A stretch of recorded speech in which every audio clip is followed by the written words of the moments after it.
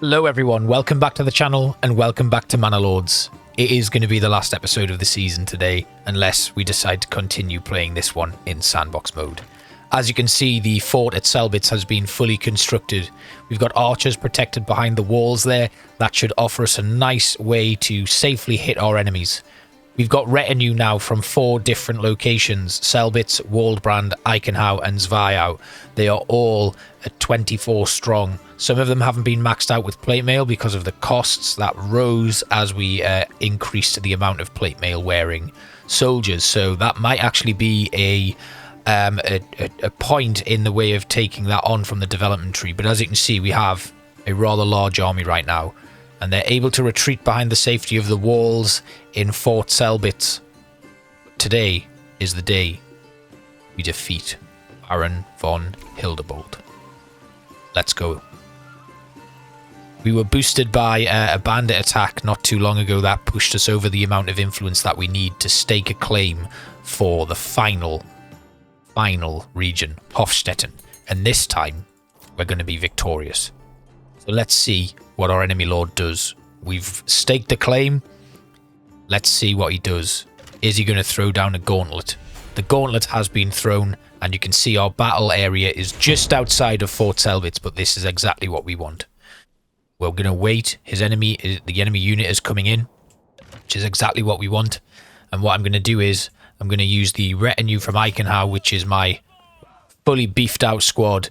They're going to come down and they're going to face off against the enemy's archers, who are going to want to come front and center. I'm going to have my archers shoot at will. And then we're going to get ready. We're going to tell him nothing. We'll let him talk and let him stew. Let him bring his army to us. They are very slowly moving across, so I'm going to speed this up and let them come. Once they do... yeah, they're splitting off. They're going all sorts of directions. So here come the archers now. As they come in, they're definitely going to start firing at us, so we just want to have a quick look at watching them come across the plains and down the hill here, slowly marching towards us. There's more in those trees. That forest could be deadly, but we're not going out there to match them. We're inviting them to us, and as soon as those archers think they're in a safe position to fire, our retinue will go for them. I'm going to bring up a few more retinue to support, so we're going to bring in the Selbitz retinue, who are fighting on home ground. We're going to bring Zweiau in, and we're going to bring Waldbrand in as well. And now we charge. A lot of archers are arriving, so we're going to get on with it. We're going to push straight onto them and try and cause some chaos in their ranks.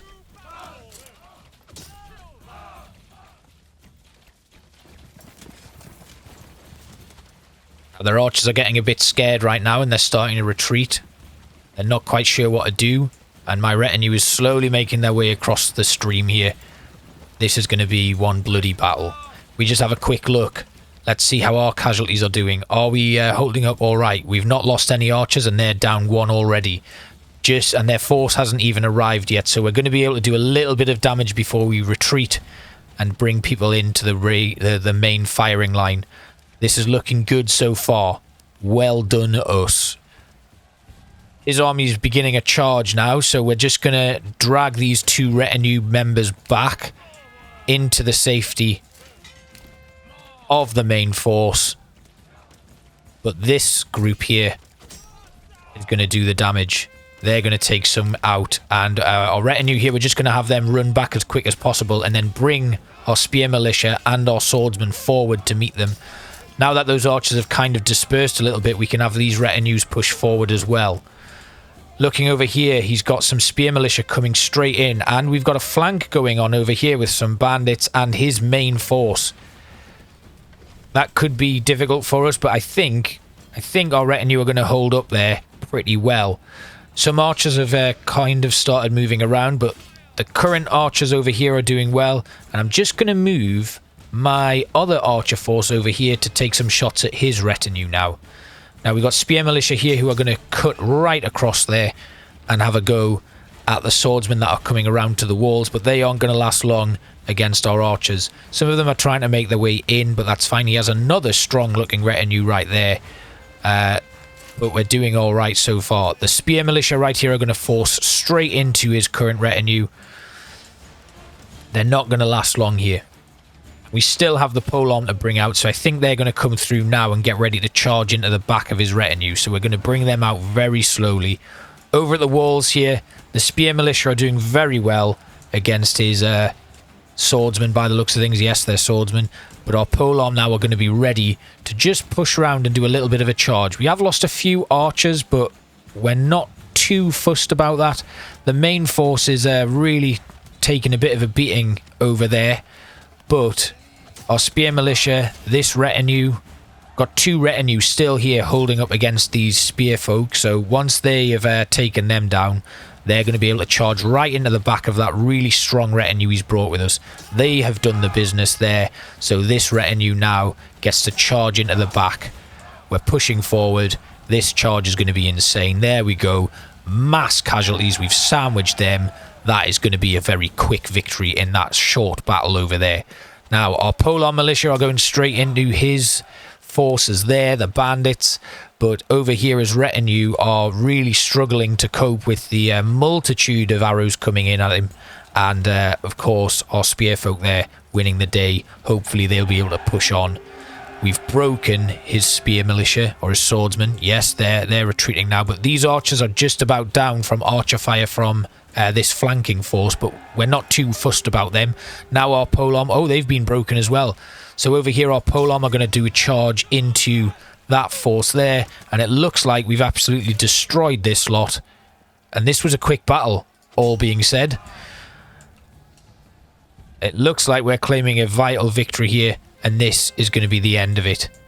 We'll just have a quick look back here as you see things unfold, and there it is, the victory. We have driven the Baron out of our land and claimed everything for our own. And I think that probably brings an end. It all began here in Eichenau, where thanks to the rich iron and clay deposits, we were able to really build up a strong foundation. We fought off bandits and we gradually claimed land from the enemy lord. But look at that. Eichenau stands proud, the centre of our empire. 7,504 days passed. We completed 1,134 constructions. Our endgame population was over 1,000. We won 7 challenges, but only lost that one, where we were utterly embarrassed by a very strong enemy. But I think that has now been reversed. We killed 2,309 enemies and lost 401 soldiers, with 423 villagers, sadly, passing away. So we can either continue playing in sandbox mode, or we can finish the game. And I think it's probably time to bring Season 2 to an end with a brilliant finale. If you want to see more Manor Lords, please do subscribe to the channel and let me know what you want to see. I'm probably going to try the open beta now with experimenting with some of the new features to try and get ready for the new patch launching. But I hope you enjoyed Season 2 of Manor Lords and you're looking forward to the next one. We'll be building some nice new cities next time. So thanks for watching and I'll see you next time. Bye bye.